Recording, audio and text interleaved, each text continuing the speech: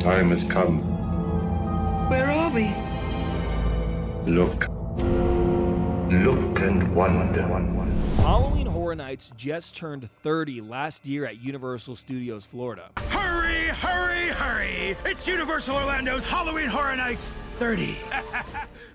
But surprisingly, that was not the first Halloween event that Universal Studios held at its parks. The first Halloween Horror Nights ever was held at Universal Studios Hollywood in 1986, with the Terror Tram being its signature attraction. Sadly, there was an accident during the event where a scare actor lost their life, and the event did not come back the following year.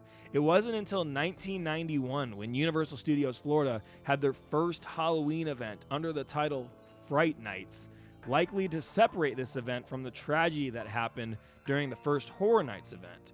Halloween Horror Nights came back to Universal Studios Hollywood in 1992, but it was abandoned the following year because Universal found it to be too expensive and also difficult to make. So Universal had no Halloween events. This was not a great move because during this time, Halloween events started popping up all over the place, from Not Scary Farm, which had their first event way back in 1973, to even the Queen Mary Ship, which had its first Halloween event called Shipwreck in 1995. So Universal wanted to create an event for the season that would allow them to compete with other events but also stay cost effective. Enter Chamber of Chills. Universal turned to Ron Howard and Brian Grazer's Imagine Entertainment Inc. to create this new attraction. They also looked to Spencer Gifts to create a partnership for this new project. Chamber of Chills would be a single walk-through maze that would open at Universal City Walk, but also in other 10 locations and shopping malls across the country. Universal held auditions for the attraction at City Walk, where there would be casting directors and professionals rating the scare actors along Dracula and Frankenstein's monster. You could say that the auditions were an event in itself. Universal's Chamber of Chills opened on Friday, September 13th, and it cost $8 per ticket. This was unprecedented, and at the time there were even talks about how there was a limit to how much holiday-related entertainment the public could consume. People thought that despite Universal's early launch that year, September would never become the new industry standard for unveiling Halloween attractions. That comment definitely did not age well. The maze had 11 themed rooms that were assembled into a 6,480 square foot maze. There were many different themes. Guests entered a kind of circus room filled with clowns, a trophy room where a series of famous monster heads were mounted along the walls, appearing like hunters' trophies, a medieval torture chamber where a Jack the Ripper inspired character appeared. There was a lab where we could see a life-size figure of the Crypt Keeper and a mad scientist trying to bring the Bride of Frankenstein to life. There was also a room with a red devil and an exorcist-inspired possessed girl, an evil scarecrow with a chainsaw, and a surprise ending where Freddy Krueger appeared. Outside of the chamber, there was a Spencer Gifts gift shop with Halloween-themed merchandise. The experience closed on November 3rd of that same year, and plans to expand the brand were well underway. Universal wanted to develop television series and books based on the brand. But this never happened, and the whole project was abandoned in favor of bringing back Halloween Horror Nights. So the following year, Universal Studios Hollywood brought back Halloween Horror Nights and continued to do so until 2000. They had a small break from the event from 2001 to 2005, but in 2006 it came back and has continued coming back ever since. Van Helsing.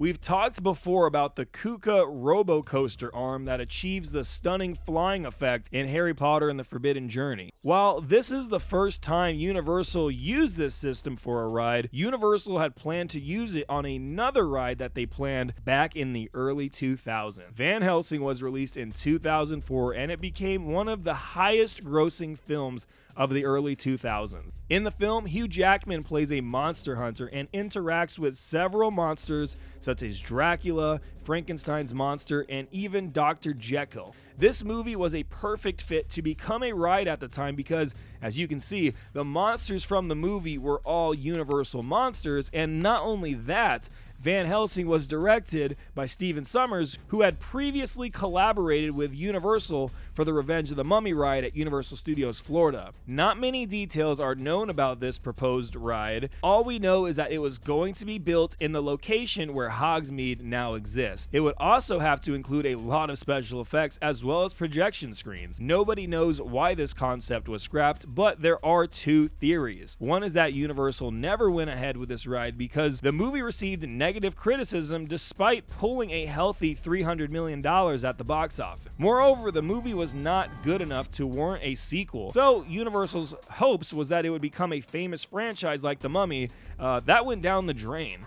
The second is that Universal decided to go with the Harry Potter themed ride and attaining the rights to it simply because it was more popular. Either way, this ride took a back seat. Still, Universal decided to create a smaller Van Helsing inspired attraction. This attraction was a walkthrough horror show called Van Helsing Fortress Dracula. It was placed at the front of the park with many elements from the movie. In this, you got to walk in Van Helsing's footsteps to the supernatural world of the 19th century Transylvania. On the way, you would encounter various monsters made even more scary with spine-tingling special effects and screams and authentic movie props. You could explore Dracula's crypt while being attacked by a swarm of flying bats and plunge deep into the dark catacombs while ferocious werewolves howled in the distance. You would also find a bunch of vampires and other monsters jumping out from corners trying to get you. In short, this was the Van Helsing movie come to life. This haunted attraction also had a second level. Unfortunately, this attraction only lasted for 2 years because people forgot about the movie very quickly. It just didn't make sense to have the walkthrough still up after that. Instead, it made way for the House of Horrors, which utilized many of the elements from the Van Helsing walkthrough. That was interesting. I love seeing Universal Studios canceled attractions. Let's check out more.